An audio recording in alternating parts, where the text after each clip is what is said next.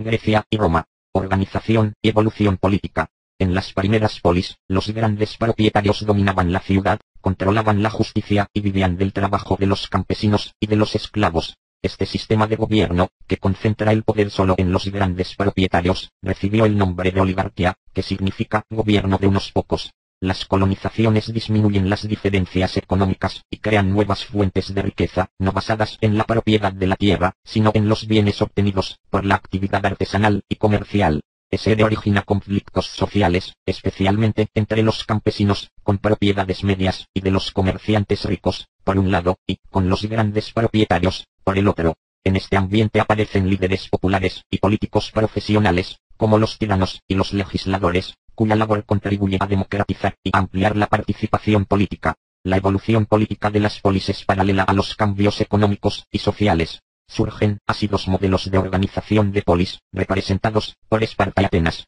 Atenas simboliza la evolución y el progreso, y será la cuna de la democracia. Por el contrario, Esparta representa el involuciono, el poder basado en la tierra, es decir, el régimen aristocrático tradicional.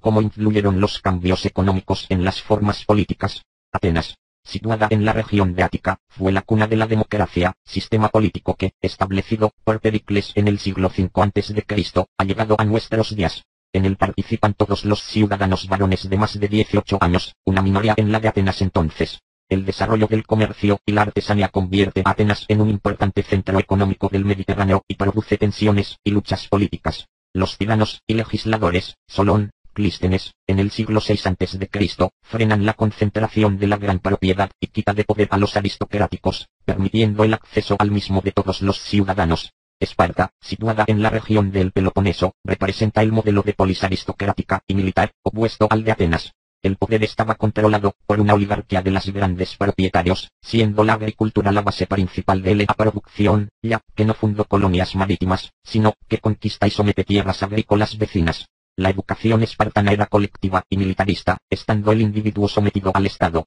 Era una sociedad basada en grandes desigualdades. Aristócratas, que son los hombres libres, y lotas, son los esclavos, y los periecos, que son los habitantes de otras polis sometidas. Independencia o solidaridad y conflictos entre polis. El ideal de toda polis es la independencia, produciendo, su defensa, frecuentes rivalidades entre ellas. Sin embargo, las polis mantienen lazos comunes, hablan la misma lengua, tienen santuarios comunes, delfos, y participan de los mismos ritos, los Juegos Olímpicos. La alianza de varias polis en la Liga de Delos hace posible a su victoria en las guerras médicas, a principios del siglo V a.C., frente a la expansión del Imperio Persa. La Liga de Delos fue aprovechada por Atenas para someter a las ciudades aliadas militar y económicamente, utilizando sus aportaciones para construir una gran flota y embellecer la ciudad.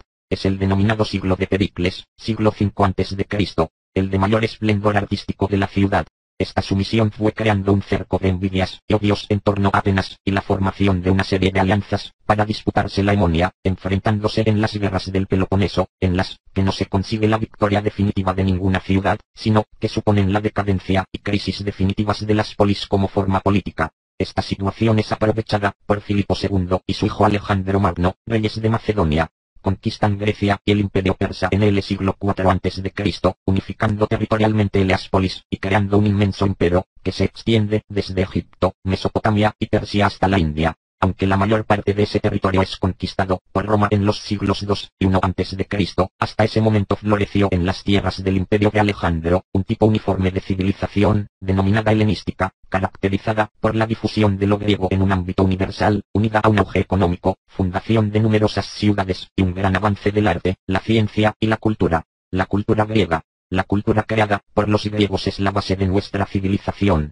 Recogieron de los anteriores pueblos mediterráneos una gran serie de elementos culturales a los que dieron forma y sentido propios, creando la cultura de sus polis. La mayoría de las formas y los tipos de nuestras ciencias y letras se las debemos a los griegos. Su lengua nos ha dado las palabras técnicas que aplicamos en todas las ciencias. Su filosofía ha sido la base de la evolución de todo pensamiento posterior. Su literatura ha servido de modelo a todos los pueblos occidentales. Su arte ha creado tanta belleza que ha influido en nuestros gustos. Todo lo anterior ha llegado a nosotros, creando la forma de ser, de pensar y de actuar del mundo occidental. Aparición del pensamiento racional. Los griegos añaden a todos los conocimientos recogidos de las civilizaciones anteriores un espíritu nuevo, lo llamamos humanismo. Protágoras, filósofo griego, definió el humanismo con una sola frase: el hombre es la medida de todas las cosas. Con ella nos explica la principal característica de la cultura griega, el intento de conocer la verdad de todo utilizando la razón.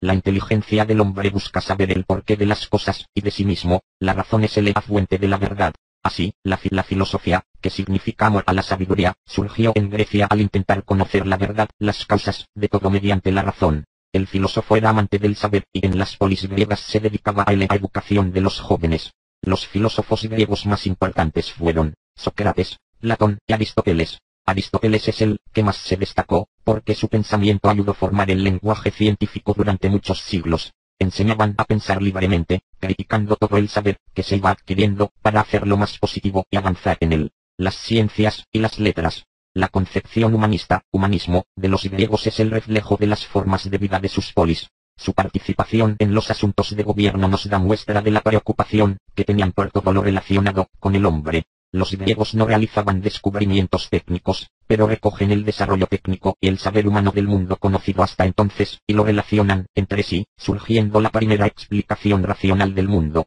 La preocupación por el saber y su búsqueda mediante la razón desembocan en la ciencia. De esta manera abandonan las antiguas creencias mágicas del origen del mundo y comienzan la búsqueda de los principios que rigen la naturaleza. Separan los conocimientos matemáticos y astronómicos de las supersticiones y ritos mágicos que los rodeaban en Egipto y Mesopotamia. Así nace la verdadera ciencia, con un planteamiento, con un método y un lenguaje, que les lleva a formular la mayor parte de problemas generales de la ciencia moderna. Distinguían entre ciencia, teoría explicativa y leyes universales, y técnica, aplicación práctica de la ciencia. Como Grecia representaba la razón, el equilibrio, la medida y la belleza, es lógico que cultiven todos los géneros literarios. En poesía se destacaban Homero y Hesíodo. Homero escribió las dos grandes obras que heredamos de Grecia, la Ilíada, Guerra de Troya, y la Odisea, Aventuras de Ulises. Hesíodo es autor de una obra mitológica, Tegonia. La originalidad y fuerza creadora griegas se demuestran con los grandes autores trágicos, Esquilo, Sófocles y Eurípides. El arte griego tiene sus principios en el siglo VIII a.C., y el periodo de mayor esplendor tiene lugar en el siglo V, el denominado siglo de Pericles. El artista griego quiso conseguir la belleza mediante el orden, la proporción y la armonía. Representaron obras racionales y armoniosas con belleza serena, huyendo de las exageraciones y de la excesiva decoración del arte oriental, Egipto y Mesopotamia. Así consiguieron representar en las artes plásticas los principios de su cultura. Si contemplamos un templo griego y lo comparamos con otro egipcio o mesopotámico, nos daremos cuenta que lo griego tiene proporciones más humanas.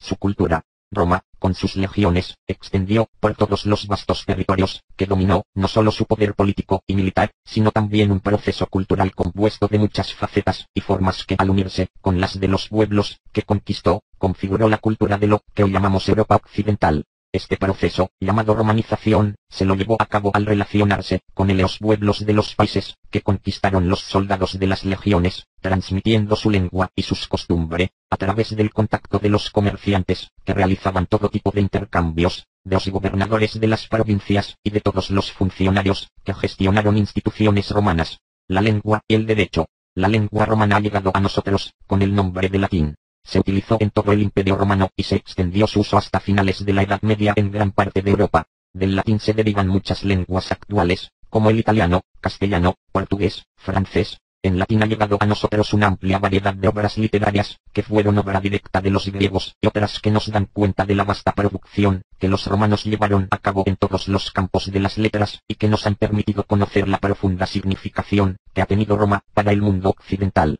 Roma dio a sus letras una personalidad creando obras originales. El derecho es la creación original de los romanos, que, basándose en las costumbres al principio, derecho consuetudinario, de costumbres, no escrito, llegaron a crear cuerpos de leyes. La primera ley escrita fue el código llamado 12 tablas. Las continuas necesidades que provocaron las conquistas originaron la promulgación de numerosísimas nuevas leyes, que fueron dictadas por los emperadores y el Senado para administrar los nuevos territorios. Las leyes son fiel reflejo de la sociedad romana, de su vida y de la de los pueblos que van conquistando. Los romanos distinguían entre derecho público, que entendía sobre las relaciones entre los ciudadanos y el Estado, y derecho privado, que era el que velaba por los intereses de los ciudadanos. Además, los romanos confeccionaron un derecho internacional, que servía para regular las relaciones entre todos los pueblos que componían el Imperio Romano.